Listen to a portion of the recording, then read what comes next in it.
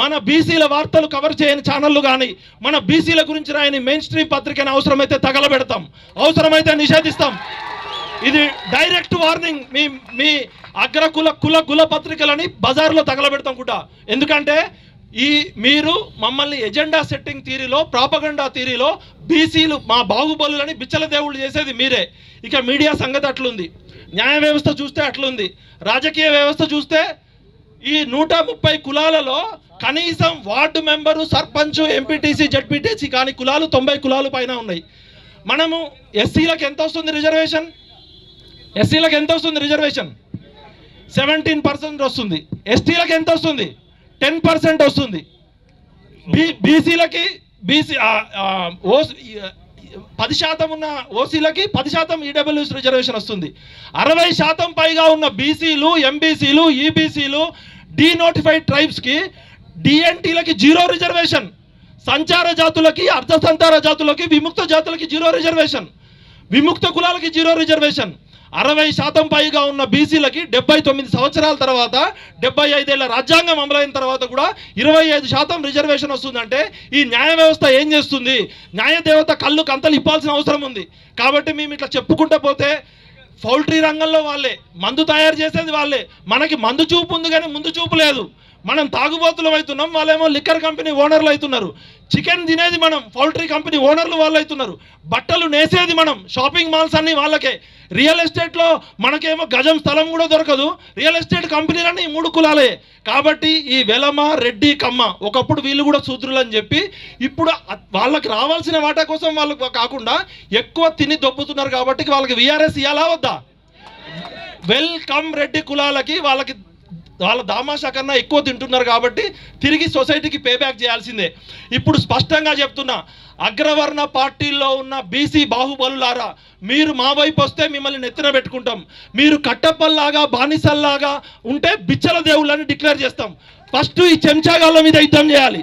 ఎందుకంటే కాన్షీరామ్ గారు చెప్పారు, ఆత్మగౌరవం లేని వర్గాలకి, అడక్క తినే జాతులకు ఎప్పటికీ రాజ్యాధం గారు.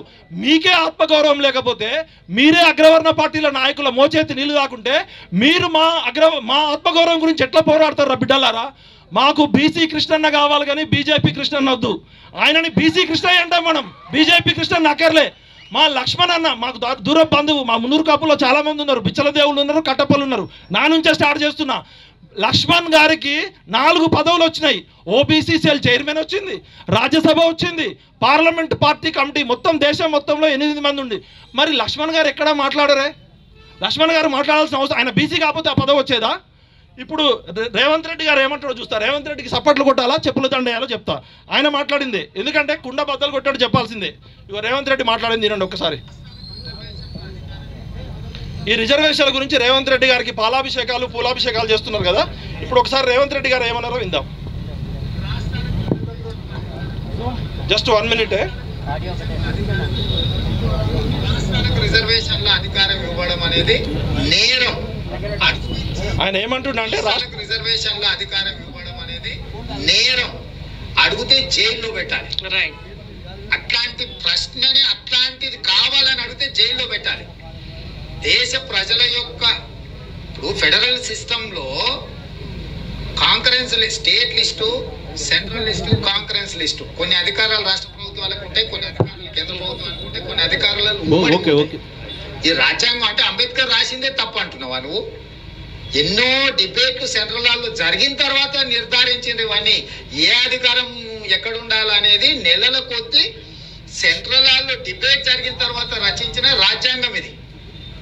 అంటే అంబేద్కర్ గారు రాసిన రాజ్యాంగం స్ఫూర్తినే తలకిందులుగా చేసి, అంటే ఈయన ఏమంటాడంటే రాష్ట్రాలు రిజర్వేషన్ గురించి అడిగితే జైల్లో పెట్టాలంటుండు. మరి నువ్వు పాలాభిషేకాలు, పూలాభిషేకాలు చేసుకున్నావు కూడా బొసుడికే. ఎందుకు పెట్టినావురా నువ్వు?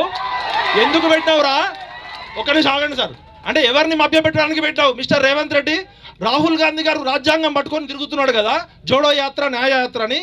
ఒక్క నిమిషం అన్నా పార్లమెంట్లో మాట్లాడిండా? నీకు ఇండియా కూటమిలో 250 మంది ఎంపీలు ఉన్నారు కదా, ఒక్క నిమిషం అన్న పార్లమెంట్ని స్తంభింపజేసిర్రా? ఎవరిని ఎంతకాలం మోసం చేస్తారు? జవహర్ లాల్ నెహ్రూ దగ్గర నుంచి మోసం చేసుకుంటూనే వచ్చారు.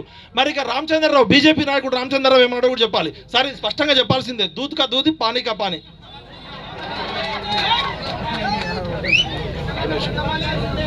ఒక్క నిమిషం దొంగల్ని బయట పెట్టాలి, శత్రువు ఎవడో చెప్పాలి, పెద్ద మనుషుల కన్నా ముందు దొంగలు.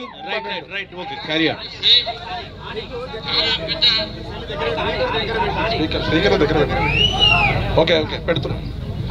అంటే రామచంద్రరావు గారు ఏమన్నారో కూడా చెప్పాలి కదా.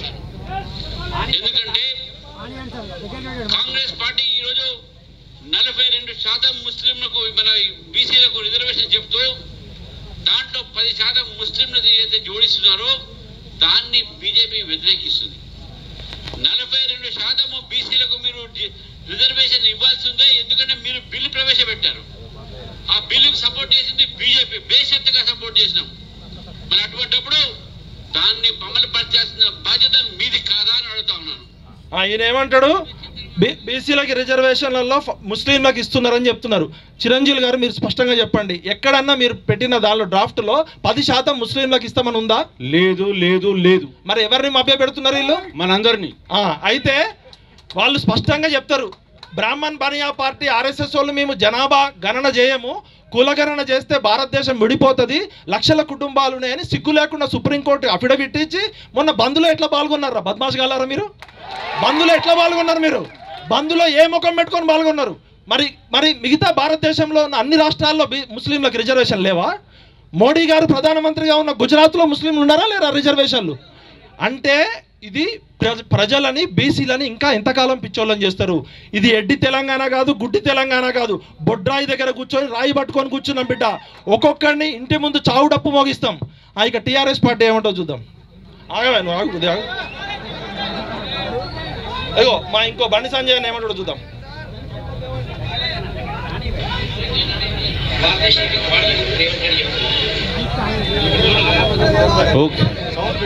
సౌండ్ రావట్లేదు. Right okay. ఇంకా బండి సంజయ్ గారు ఏమన్నారు కూడా చెప్పాలి సార్. వదిలేండి, మనోలే కదా. Okay right. వాళ్ళు కూడా మన బీసీ లీడర్లే, వదిలేద్దాం. వాళ్ళని గౌరవిద్దాం, బాహుబలులు అయితే గౌరవిద్దాం. Right okay. ఇంకా ఉన్నారు ఇక్కడ 5-6 ఉన్నారు, మాట్లాడాలి. ఓకే.